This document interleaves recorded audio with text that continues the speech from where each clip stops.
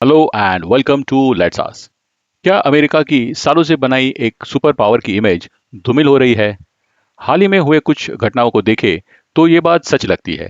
आइए ऐसे ही कुछ घटनाओं को समझते हैं।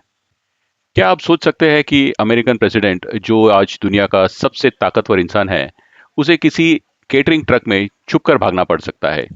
जी हाँ, अमेरिकन प्रेसिडेंट डोनाल्ड ट्रंप को केटरिंग ट्रक में चुपचाप भागना पड़ा। दुनिया भर की अखबारों ने ये खबर खूब चलाई और देर से ही सही, लेकिन खुद डोनाल्ड ट्रंप ने भी माना कि एकदम पक्की इंटेलिजेंस इनपुट थी कि उन पर ईरान द्वारा जानलेवा हमला होने की आशंका है। इसी के चलते यूएस आर्मी और सीआईए ने उन्हें केटरिंग ट्रक में छुपाकर बाहर निकाला। सुनते हैं ट्रंप ने क्या कहा। Well, it's only up to Secret Service. I just follow what they'd like to do. So I go by Secret Service and the military. They wanted me to go on a different flight, a different plane, equal safety, but they wanted me to do it, so I do it. I do what they say. What's the nature of the threat? I guess there was a threat out there. I didn't really ask too much about it. I get a lot of threats.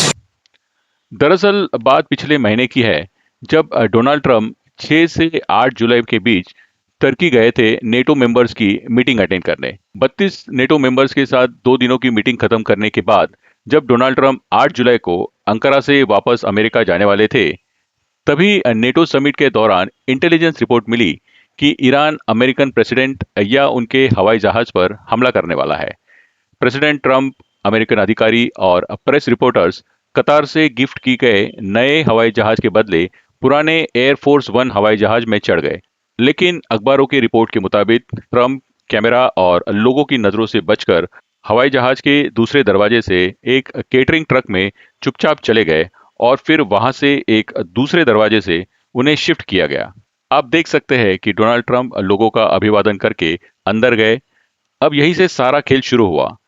Trump के जहाज की सारी खिड़कियां बंद थी और ठीक उनके प्लेन के नीचे एक केटरिंग ट्रक देखा जा सकता है। इसके लगभग 5 मिनट बाद अन्य अधिकारी प्लेन में चढ़ते हैं।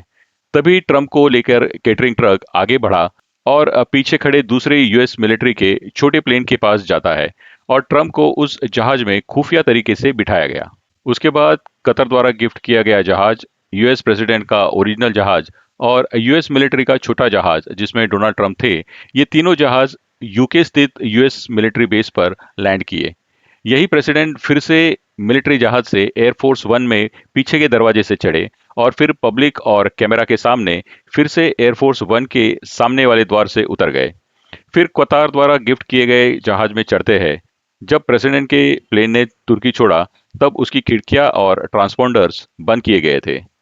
इंग्लैंड से अमेरिका जाते समय जब हवाई जहाज में रिपोर्टर्स ने ट्रंप से पूछा कि कोई सिक्योरिटी कंसर्न थी, इस पर पहले तो ट्रंप ने इनकार कर दिया, लेकिन जब हवाई जहाज की खिड़कियां बंद होने की बात रिपोर्टर्स ने पूछी और आगे पूछा कि क्या उन्हें ईरान से कोई सिक्योरिटी कंसर्न थी, तब ट्रंप ने कहा कि वे हमेशा से ही दुश्मनों के लिए नंबर 1 टारगेट है।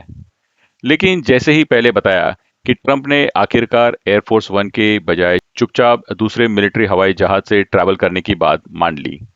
अगली खबर है अमेरिका के सबसे आधुनिक aircraft carrier USS Abraham Lincoln से। Aircraft carrier USS Abraham Lincoln ने 21 नवंबर 2025 को अमेरिका के सैन डिएगो पोर्ट से प्रस्थान किया था। तब से ये जहाज लगातार 270 दिनों से समंदर में है। USS Abraham Lincoln US navy का एक अत्याधुनिक एयरक्राफ्ट कैरियर है। ये इतना विशाल है कि इसकी चौड़ाई 333 मीटर और लंबाई 88,000 मीटर है। यानी कि इसमें एक नहीं, दो नहीं, बल्कि 12 फुटबॉल फील्ड्स एक साथ समा सकते हैं।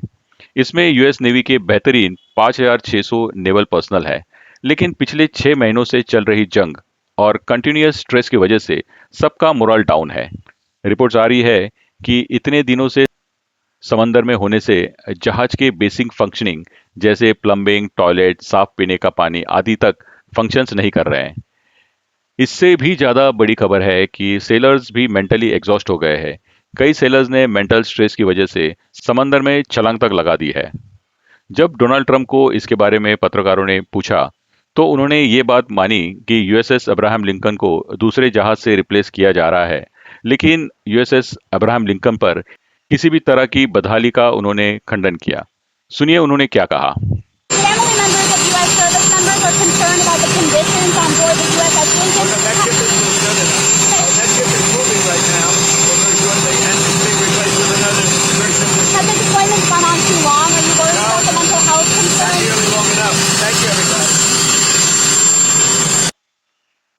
तीसरी खबर है US navy destroyer in China sea without water and toilet.